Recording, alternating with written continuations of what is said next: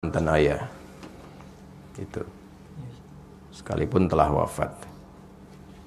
Bahkan banyak kisah di dalam Al-Quran, dari perbedaan keyakinan pun sosok-sosok Nabi terekam dalam sejarah. Untuk keluarga terdekat itu sosok-sosok orang soleh masih mendoakannya ya. Kita tidak tahu hikmah apa yang ditetapkan oleh Allah dalam kehidupan kita, karena itu sesuatu yang kita akan dapatkan di masa depan. Boleh jadi ujian terbesarnya adalah konsistensi kita sebagai seorang anak untuk berbakti dengan cara yang berbeda. Sepanjang orang masih hidup, jangankan ayah kita, paman kita, yang tidak ada hubungan dengan kita pun, dia masih punya peluang untuk jadi orang baik sebelum nyawanya sampai di tenggorokan. Betapapun sikapnya kepada kita. Anda kenal Fir'aun? Bilang kenal, saya pulang. Fir'aun itu Fir'aunnya, catat kalimat ini. Fir'aun itu Fir'aunnya tetap diberikan haknya oleh Allah sebelum nyawanya sampai di kerongkongan untuk mendapatkan hidayah berubah jadi orang baik. Cuma Fir'aunnya saja yang enggan. Fir'aun itu hobi bunuh orang. Yudzabbihuna abna'akum, dan caranya mengeksekusinya dari bayi itu sudah dibawa oleh algojonya, dibanting, digorok berkali-kali sampai wafat di depan ibu yang baru melahirkannya. Memperbudak mengaku Tuhan, ana rabbukumul a'la.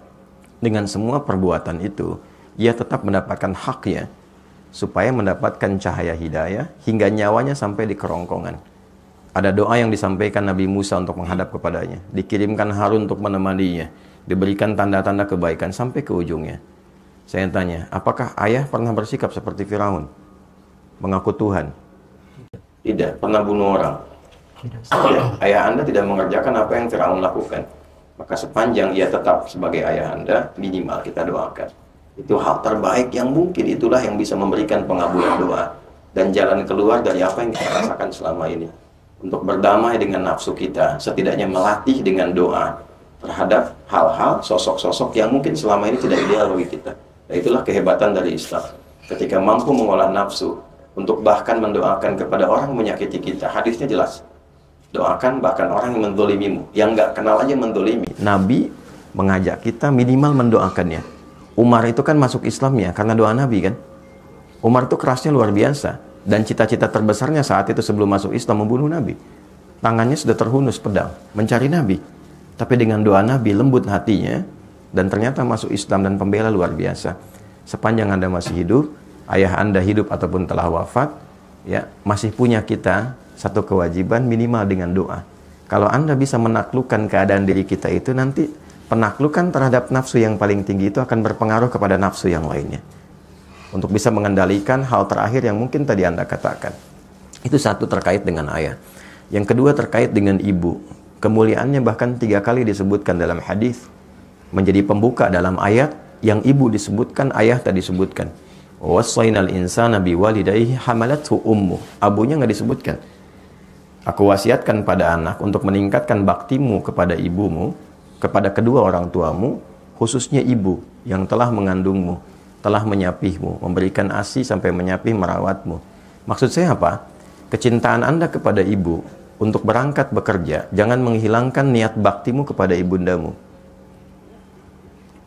Paham ya maksudnya? Oke. Kalau paham maksudnya begini, berangkat itu bukan sekedar cari uang untuk ibu. Karena hakikatnya orang tua itu tidak bahagia dengan pemberian uang.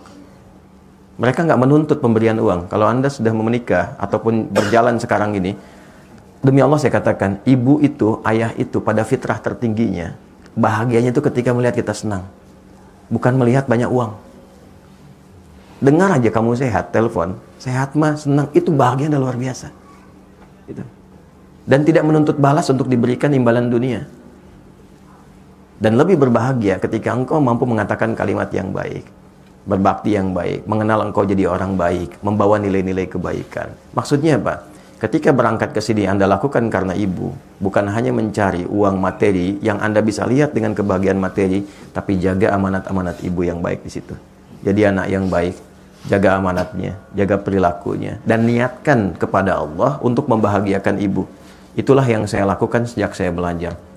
Mencari cahaya untuk kesendirian ayah di alam kuburnya, mencari kebaikan yang bisa membahagiakan ibu selama hidupnya, dan itu yang diberikan oleh Allah pada kami saat ini. Jadi kalau Anda lihat saya seperti sekarang, Itu karena cinta saya kepada ibu, sayang saya kepada ayah. Saya bisa menghafal Quran itu, memegang mushaf yang ditinggalkan ayah, menghadap ke kiblat dan berdoa.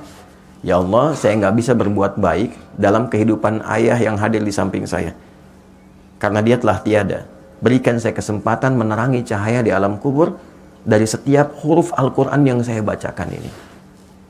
Sampai sekarang saya jaga. Ya Allah, mohon berikan kesempatan membahagiakan ibu. Dari niat saya belajar yang menghasilkan sesuatu untuk menggembirakan ibunda saya. Jadi saya belajar itu karena ibu, karena ayah. Tapi cara kita belajar karena ibu, maka kita menjaga sikap. Maka ketika lahir dorongan untuk hasrat yang tidak bagus itu klaster ketiga, maka coba gambarkan, kalau ibu saya tahu saya begini, kira-kira saya nyaman atau tidak?